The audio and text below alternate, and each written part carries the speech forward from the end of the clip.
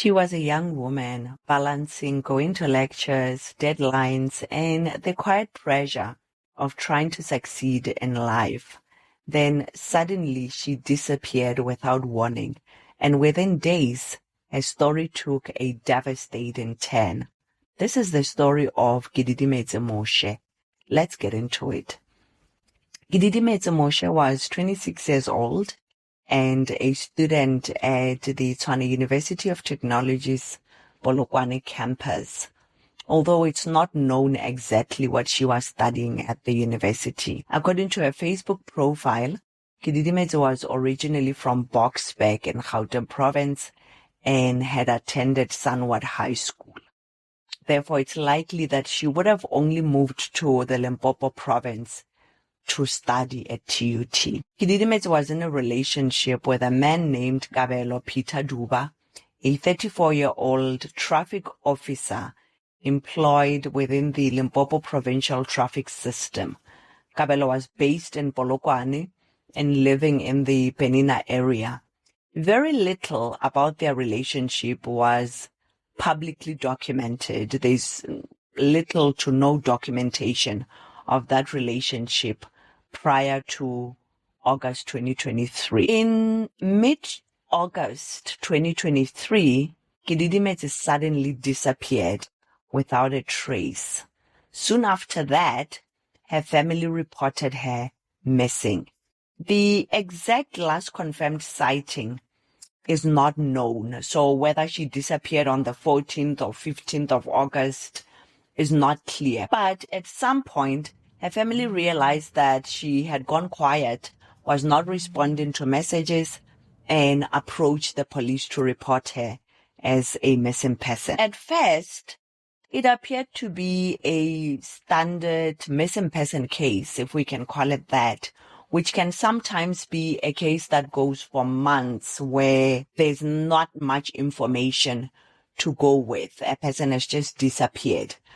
But in her case, this would not hold for long because within days, the investigation would shift in a direction that would change everything. On the 17th of August 2023, police were called to the Tshwane area in Gachweni, which is south of Polokwane on the R37 towards Leboa. Beneath the Tshwane bridge, the body of a young woman was discovered, reportedly by cattle headers.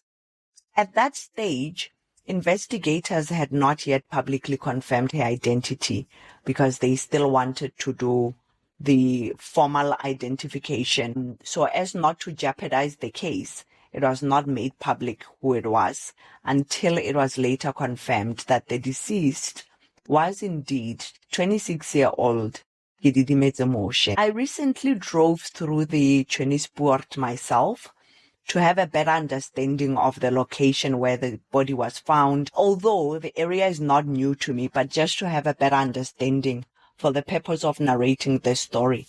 And while there, I also took advantage of that opportunity to take this video that I'm sharing with you for this purpose. If you've ever traveled through the stretch of the R37, you will know very well that Tshwane is unlike most roads around Polokwane.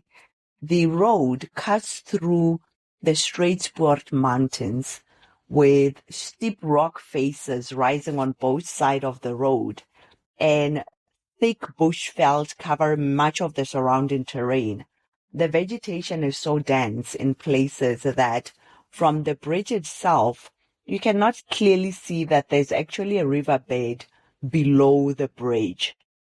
For many years, this section of the road was known as an accident hotspot because of its sharp bends and the mountainous terrain.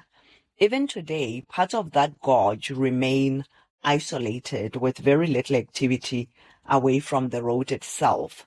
Standing there for the purpose of this video, I realized that it's very easy for a person with bad intentions to think that if they were to dump a body in that area, it could easily remain hidden for a very long time. Yet despite that, Kididimetse's body was discovered within days of her having gone missing, and when the police believe she would have been murdered.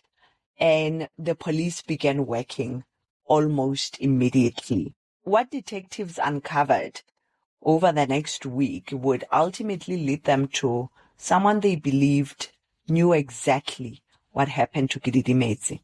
Once the body was identified and investigators started piecing together the last moments of Kididimetse Moshe, they also reviewed her contacts, her communication patterns, and the individuals that she had been in contact with shortly before she disappeared. They contacted her friends, her family members, and within a week of the discovery of her body, the investigation reached a turning point. On the 24th of August 2023, police arrested Kabelo Peter Duba at his home in Penina Park.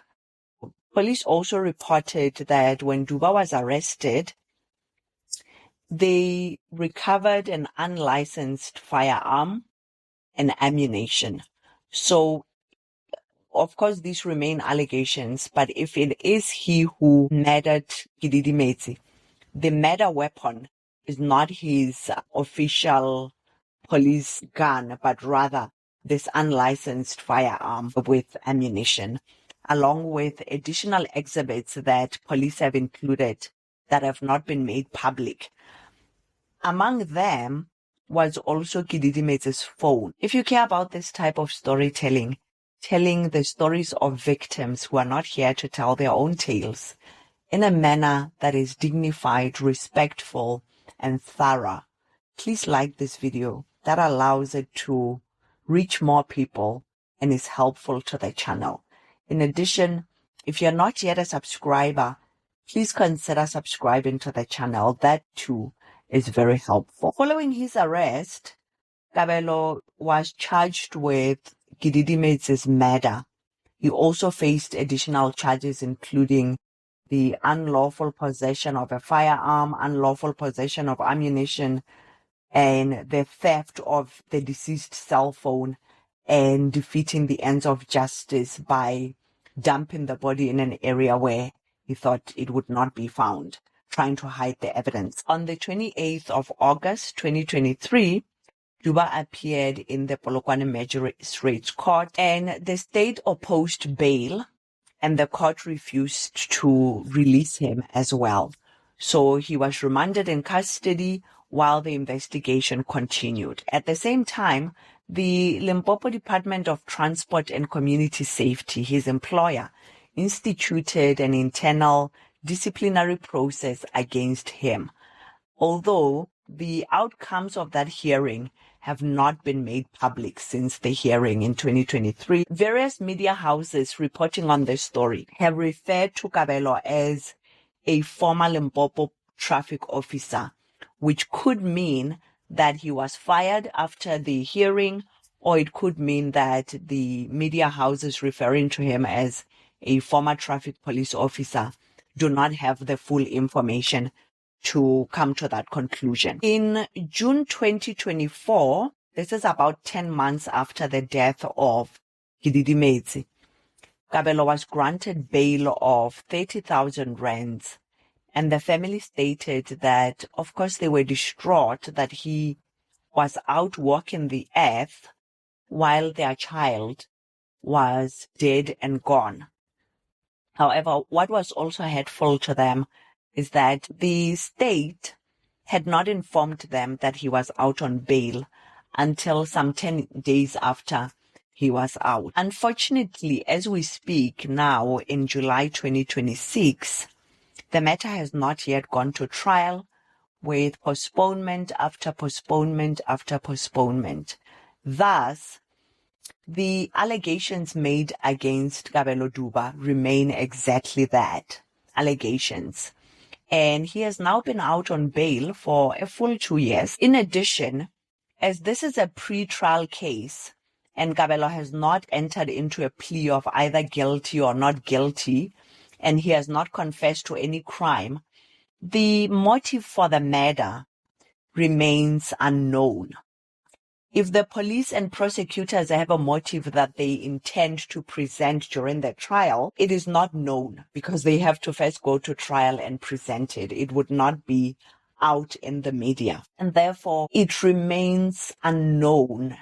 Even the family of Kididimetse must be in the dark as to what exactly transpired. If Kabelo is the one who killed their daughter, what exactly transpired? Could this have been another gender-based violence crime in South Africa as they've become so prevalent? Or could this have been something else deeper that was going on that we don't know? I felt, though, that even without having all the details, as this is a pre-trial case, I wanted to make this story to raise awareness that almost 3 years after the death of Kididimetse, 2 years after her alleged killer is out on bail, the case is still stalling. For Kididimetse's loved ones and for members of the public who have followed the case, the lack of publicly accessible information leaves many questions unanswered. But in the end, that is it for the story of Kididimetse Moshe, who we wait to see if she's going to get justice and what justice for her family is going to look like. I'd like to hear your thoughts on this case. Why do you think there are so many cases involving police officers or law enforcement officials who are accused of killing their intimate partners?